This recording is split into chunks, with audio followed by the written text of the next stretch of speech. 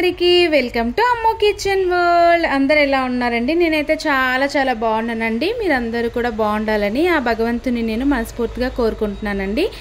ఈరోజు మన వ్యూయర్స్ కోసం నేను సగ్గుబియ్యం కిచిడి ఏ విధంగా చేసుకోవాలో చూపిద్దామని చెప్పి ఇలా మీ ముందుకు వచ్చానండి. ఈ సగ్గుబియ్యం కిచిడి అనేది చాలా అంటే చాలా టేస్టీగా అండ్ సింపుల్గా మనము ఇంట్లోనే ప్రిపేర్ చేసేసుకోవచ్చండి. దీనివల్ల చాలా యూజెస్ ఉన్నాయండి. మనకి బరువు తగ్గాలి అనుకునే వాళ్ళు కూడా ఇది చాలా బాగా యూజ్ అవుతుందండి సగ్గుబియ్యం అనేవి.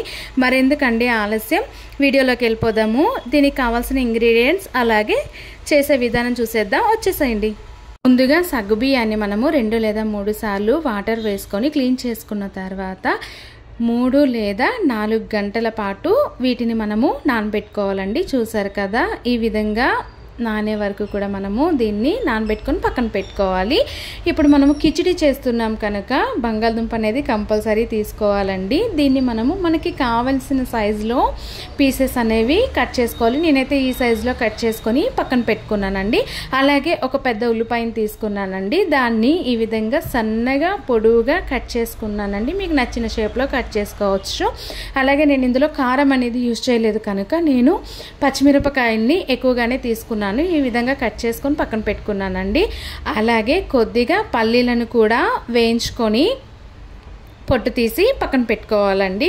అదేవిధంగా కొద్దిగా కరివేపాకు, అలాగే టేస్ట్కు తగినంత సాల్ట్ను కూడా తీసుకోవాలండి. ఇప్పుడు తాలింపు కోసము కొద్దిగా జీలకర్ర, అలాగే అల్లం వెల్లుల్లి పేస్ట్ కాకుండా నేను ఈ విధంగా ఫైన్గా చాప్ చేసుకొని పక్కన పెట్టుకున్నానండి. కొద్దిగా పల్లీలు టేస్ట్ కోసము ఆయిల్ వేసుకొని కొద్దిగా పల్లీలను వేయించి పక్కన పెట్టుకున్నానండి. ఇప్పుడు మనము ముందుగానే వేయించి పక్కన పెట్టుకున్న పల్లీలను మనము మిక్సీ జార్లోకి తీసుకొని ఈ విధంగా పౌడర్ చేసుకోవాలండి. కొంతమంది ఫైన్గా పేస్ట్ చేసుకుంటారు, కానీ నేను ఈ విధంగా పౌడర్ చేసి పక్కన పెట్టుకున్నానండి. ఇప్పుడు వేరే పాన్ తీసుకొని దానిలోకి ఆయిల్ అనేది వేసుకోవాలండి. ఆయిల్ హీట్ అయిన తర్వాత దానిలోకి మనము కొద్దిగా జీలకర్ర, అలాగే అల్లం వెల్లుల్లి ముక్కల్ని కూడా వేసుకోవాలండి. మనం ఫైన్గా కట్ చేసి పెట్టుకున్నాం కదా, వాటిని కూడా వేసేసుకొని ఇదే టైంలో పొడువుగా కట్ చేసి పెట్టుకున్న ఉల్లిపాయ ముక్కల్ని కూడా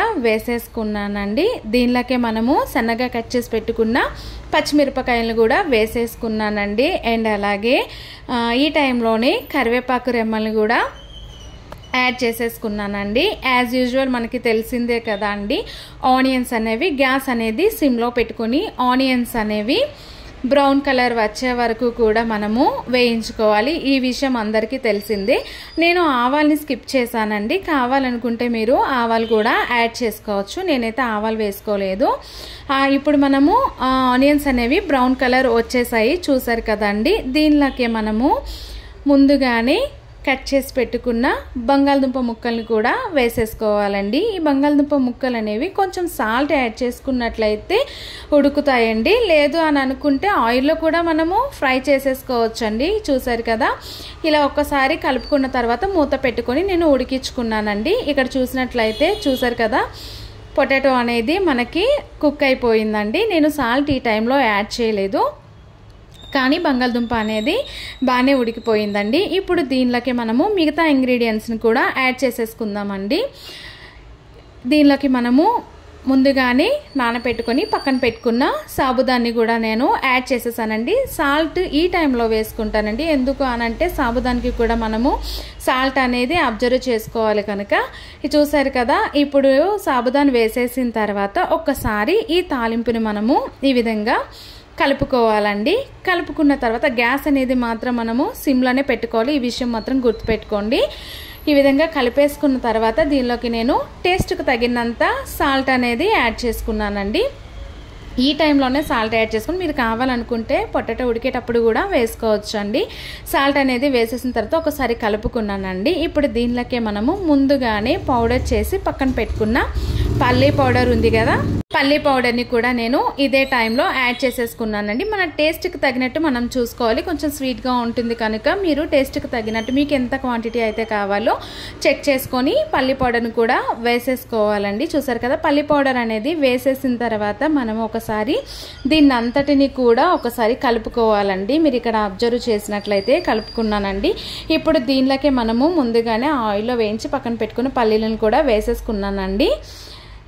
ఈ పల్లీలు అనేవి కొంచెం తినేటప్పుడు క్రంచీగా తగులుతుంది, అందుకే నేను యాడ్ చేసుకున్నానండి. ఇప్పుడు దీనిలోకే మనము ఫైనల్లీ నిమ్మరసం కూడా యాడ్ చేసుకోవాలండి. నిమ్మకాయ ఒక చెక్క అయితే సరిపోతుంది. చూసారు కదా, నిమ్మరసాన్ని కూడా నేను ఇదే టైంలో యాడ్ చేసేసుకున్నానండి. నిమ్మరసం వేసేసిన తర్వాత ఫైనల్ టచ్ కొత్తిమీరను కూడా వేసేసుకోవాలండి. అంతేనండి. ఈ సగ్గుబియ్యం అనేవి చాలా మంచిదండి హెల్త్కి కూడా. ఇందులో ఫోలిక్ యాసిడ్ అనే ఉంటుంది. ఈ సగ్గుబియ్యాన్ని మనము క్రమం తప్పకుండా తీసుకోవడం వల్ల స్కిన్ అనేది ముడతలు పడకుండా కాంతివంతంగా ఉంటుందండి.